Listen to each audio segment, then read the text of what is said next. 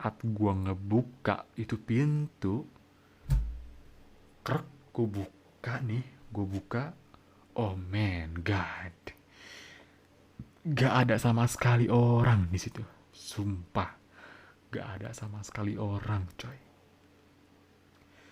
Yang akhirnya gue berpikir, oh gak ada orang. Palingnya anak kecil jahil. Misalkan kan biasanya suka ada orang lewat di rumah gue. Jadi mungkin aja ada orang jahil ngetok-ngetok pintu gue langsung kabur gitu. Dan akhirnya oh yaudah gue santuy gitu. Gue tutup lagi, gue kunci pintunya. You know what? Pas gue balik ke belakang, balik kanan. Oh my god, shit.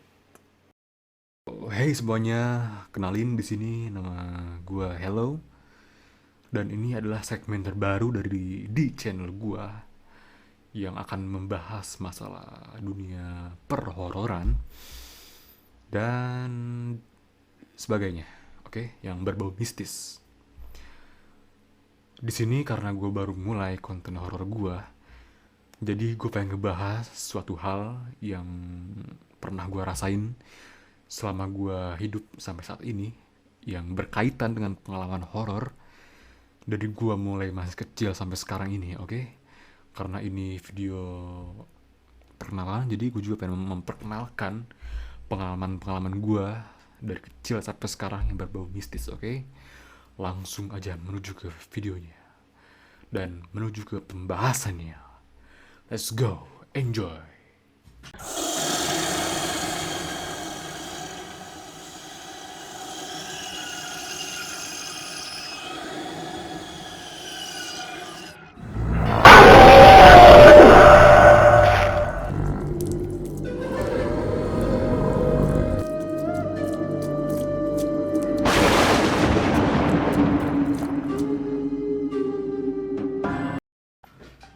Alright, kita mulai, oke? Di sini gue mulai dari cerita yang paling bisa dibilang gak terlalu parah lah ya. Dimulai gue dulu pernah tinggal di kota Majalengka. Itu kira-kira tahun 2015 kalau nggak salah. Di situ gue tinggal tuh karena gue anak dari seorang anggota tentara, jadi gue dipindahkan ke tempat rumah dinas. Jadi si bentuk dari rumah dinasnya itu berbentuk rumah zaman Belanda kayak dulu, bener-bener jadul tuh. Jadi cuma ada dua kamar, dan sisanya itu di bagian belakang itu halamannya bener-bener luas banget. Jadi gua dari kamar nih pengen pergi ke WC aja itu bener-bener jauh, coy. Jadi gua harus ngelewatin dulu halaman, terus ada sumur. Sumur udah nggak pakai, udah lama banget itu, sumpah. Dan di situ tuh WC-nya itu ada di sebelah kanan pojok kalau nggak salah dulu tuh. Jadi si WC itu posisinya tuh bener-bener mojok. Dan sebelum gua ngelewatin WC itu ada gudang yang tempat gua nyimpen sama keluarga gua nyimpen barang-barang bekas. Oke, langsung aja kita to the point. Jadi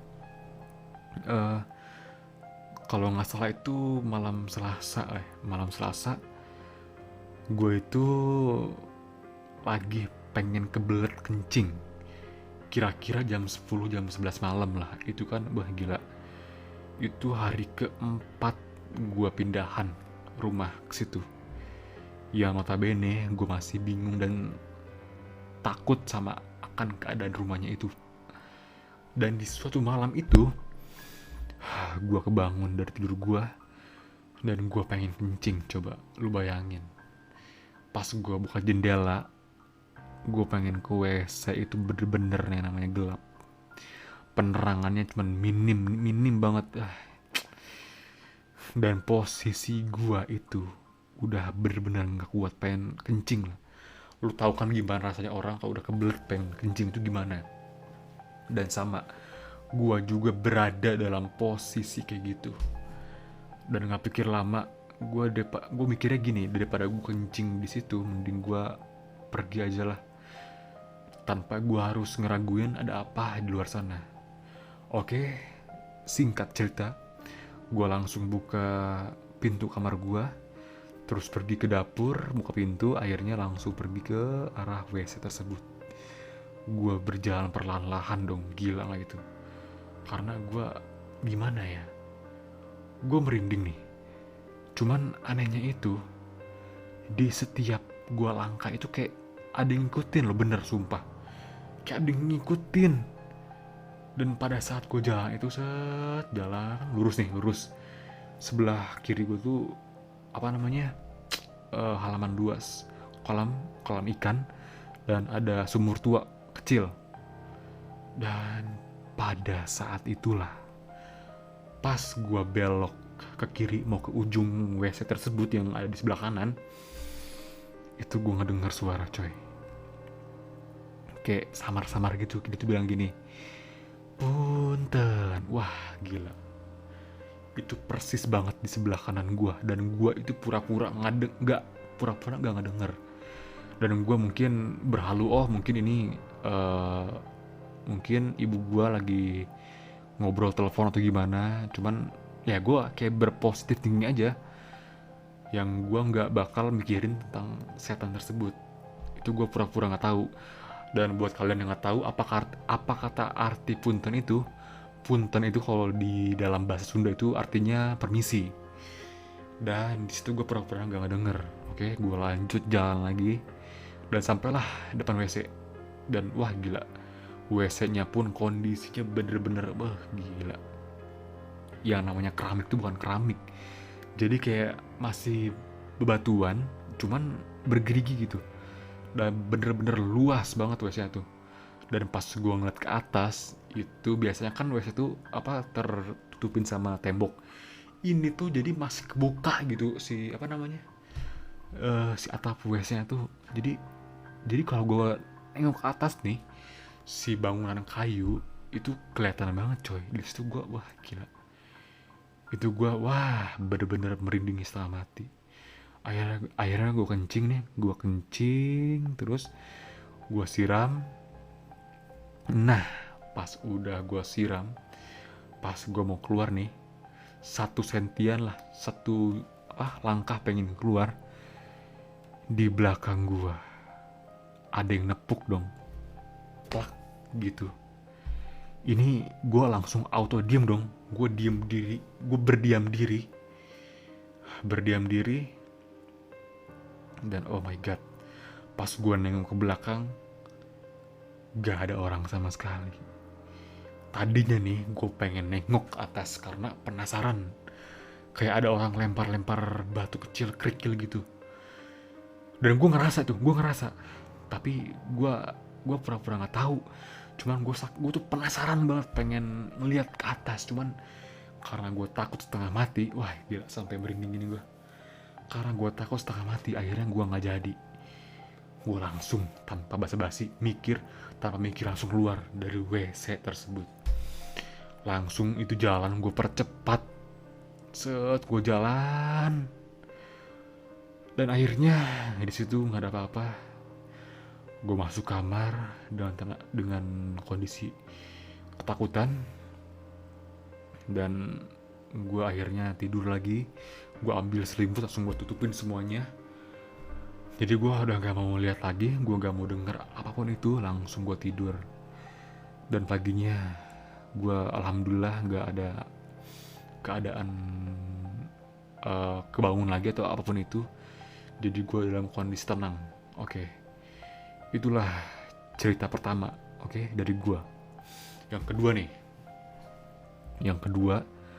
Gue dulu juga pas waktu masih kecil nih bro.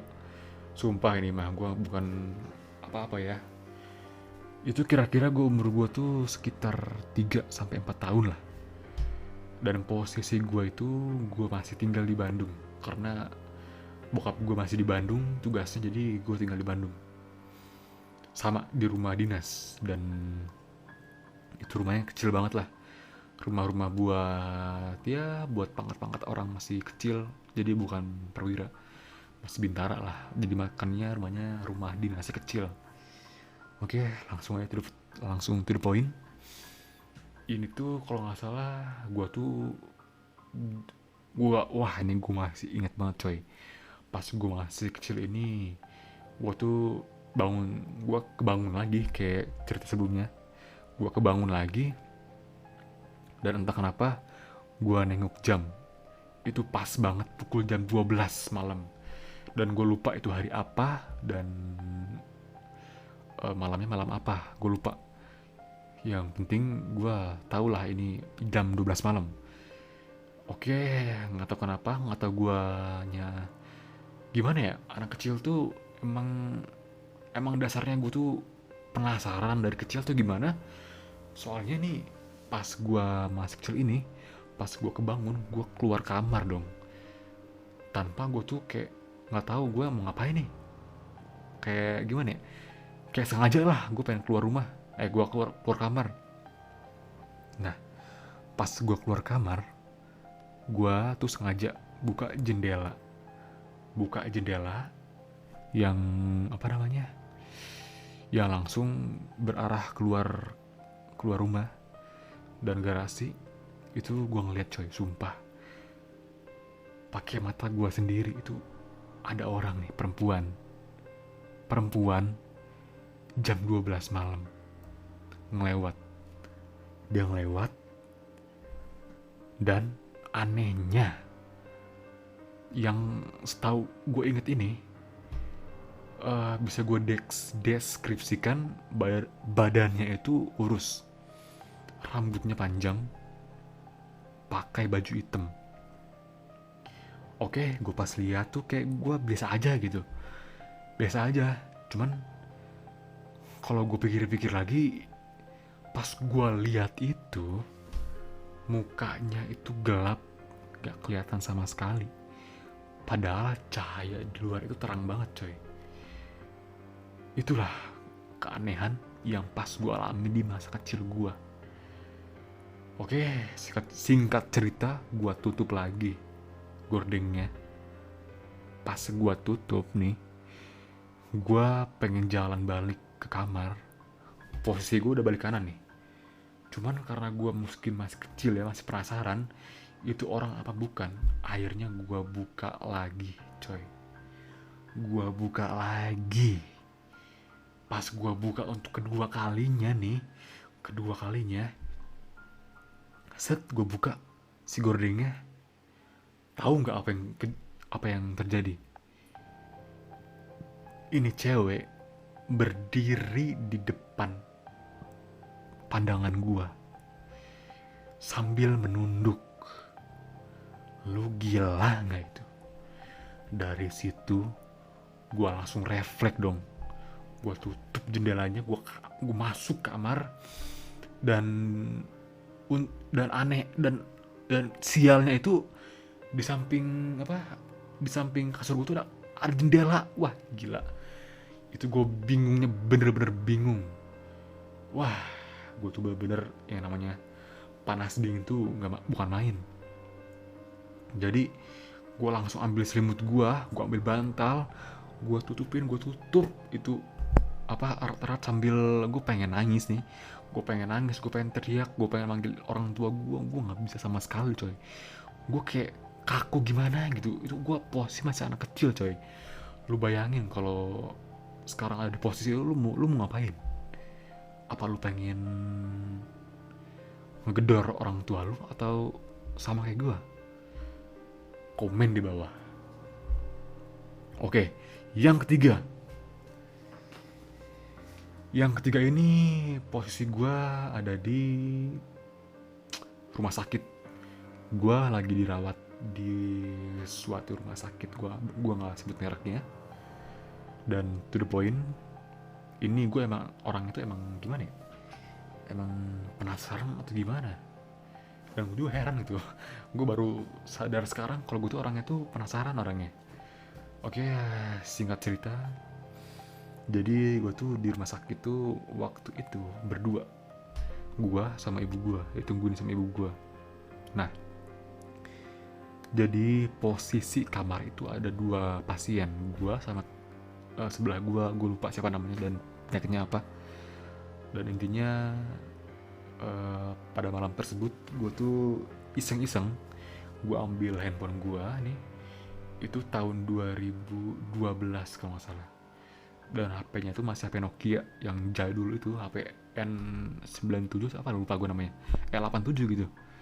Ya, gue tuh ambil HP gue ambil, gue pilih apa, kamera, gue videoin.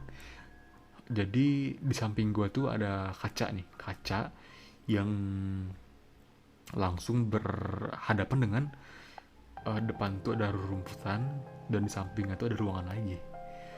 Dan pada saat itu gua simpen dong itu HP di apa namanya, di jendela itu, dan gue diemin mungkin selama 10-15 menit. Dan itu gue nggak tahu emang gue gabut atau gimana gitu, karena nggak ada kerjaan di rumah sakit, malam-malam kebangun ya, akhirnya gue iseng aja. Oke, langsung aja nih 10-15 menit kemudian gue ambil HP-nya, gue stop videonya. Oke, dan langsung dong gue buka rekamannya, dan hasilnya jadi nih, di depan kamar ruangan gue kan ada rumput panjang lah. Di menit-menit akhir itu ada jelas banget sumpah bayangan putih. Jadi kayak gimana ya, bayangan putih gerak-gerak gitu coy, gerak-gerak. Awalnya samar-samar, tapi lama-kelamaan itu jelas banget, gerak-gerak, akhirnya terbang. Di situ gue kaget dan langsung gue diemin HP-nya. Dan pada saat pagi harinya gue lihat lagi, emang bener adanya coy. Tanpa basa-basi, gue nggak mikir panjang, langsung gue hapus itu video. Gila, emang gue diam-diam dapat hadiah gitu coy. Coba deh kalau buat kalian nih yang lagi di rumah sakit, cobain kayak gue. Iseng-iseng nih, entah depan ruangan lu, misalkan ruang tunggu atau ruang apapun itu, ataupun ruang ICU sampai ruang kamar mayat, coba deh kalian cobain rekam di situ selama 10-15 menit dan lihat apa yang terjadi. So boom, you can try. Nah, yang keempat ini posisi gue lagi di rumah nih. Ini gue masih inget banget, ini jam 8 malam. Gue lagi belajar baca buku. Posisi gue itu di samping pintu. Gue duduk di sofa. Itu gue inget banget coy. Jam 8 malam, depan komplek tuh gue udah gue gembok semuanya. Pintu depan udah gue gembok, jadi udah aman lah. Pintu depan udah gue gembok, pintu kamar gue udah gue gembok. Singkat cerita, gue lagi belajar nih, gue lagi baca buku sama lagi ngerjain PR. Dan you know what, apa yang terjadi? Ini emang gak logis coy, gak logis, sumpah gak logis. Pas gue lagi belajar, di samping pintu gue tuh kayak ada orang nih lari cepet banget, ketak. Tapi itu tuh kayak bukan pakai sepatu atau bukan kayak pakai sendal atau sepatu biasa, ataupun nggak pakai sepatu atau sendal. Ini tuh pakainya tuh, kalau gue bisa lihat mah, jadi si orang itu lari tuh udah kayak pakai sepatu kaca. Bah, gila, sumpah itu suara jelas banget di samping gua. Ketak. Wah, di situ gua kaget dong. Gua langsung ambil buku gua, langsung gua pindah, loncat gua ke kamar, lari gua coy. Dan di situ gua bengong. Ini apa ya? perasaan tadi udah gue gembok nih, terus di samping tangga sebelah gak mungkin dia ngelewatin apa ngelewatin atau iseng buat ngejalin gue. Soalnya kalau dia andaikan loncat dari tetangga sebelah ke rumah gue, itu tuh ada dibatasin sama tembok besar banget, dan otomatis pas dia misalkan iseng pengen ngejailin gue, pas dia jatuh ke lantai itu pasti kedengeran suaranya. Tapi ini nggak sama sekali, dan suara ini pun tiba-tiba. Lu gila nggak? Itu gue posisi wah amsyong parah coy. Oke, itu yang keempat. Dan yang terakhir belum terakhir, yang kelima ini gue lagi di posisinya di kantor bapak gue nggak bakal sebut di mana itu. Yang penting ini tuh ada, gue masih ingat banget nih, malam Jumat itu gue masih kecil juga, kira-kira umur gue ada 13 tahun lah. Gue sama temen gue tuh lagi jalan-jalan biasa malam-malam santuy, cari angin gitu. Dan jadi posisinya tuh ada di lapangan tuh besar banget yang suka dipakai buat apel pagi, siang, dan malam buat tentara-tentara itu. Dan di situ posisinya itu ada apa namanya pohon beringin yang bener-bener gede dan lebat banget si pohonnya itu. Dan di samping pohonnya itu ada musola kecil buat dipakai sholat dan ngaji. Dan pas banget malam Jumat itu orang-orang lagi pada yasinan coy. Lu bayangin, orang-orang lagi pada yasinan, gue malah keluar malam-malam. Dan sama teman gue nih, gue bawa handphone, gue iseng-iseng. Jadi teman gue tuh ada dua orang nih, laki-laki. Gue suruh foto di situ dan gue sebagai fotografernya. Pas gue foto, ceprek, nah udah pulang lah kita. Pas gue pulang itu, kita lagi posisinya itu lagi di depan rumah, lagi diem duduk. Dan gue tuh ngebuka sengaja nih, gue pengen tahu hasilnya bagus atau enggak. Pas gue lihat nih, slide pertama, oh aman, bagus nih. Kedua burem, ketiga bagus, keempat nih, yang keempat itu bener-bener jelas banget. Jadi ini temen gue, misalkan ini temen gue yang A, ini yang B, dan dia tuh sebelahan kayak gini nih. Nah, di tengah-tengah ininya lah muncul sosok aneh. Jadi ini bener-bener jelas banget, ada sesosok kepala lonjong bertanduk, dan mukanya tuh hancur parah, warna coklat, sambil kayak mengekspresikan diri tuh kayak lagi marah atau gimana. Jadi mingkem aja gitu.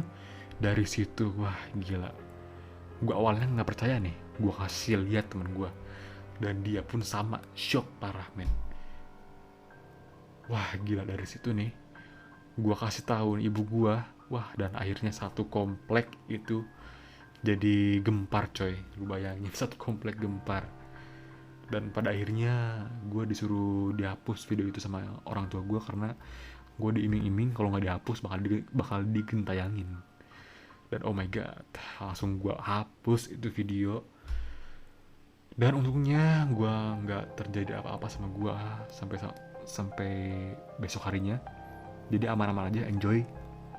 Dan pesannya buat kalian yang jahil sama kayak gue, suka foto-foto di mana aja, apalagi di foto di tempat yang angker, itu hati-hati boy.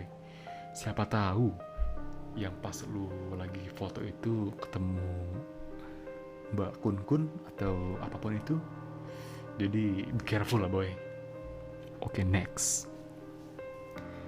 Yang terakhir nih.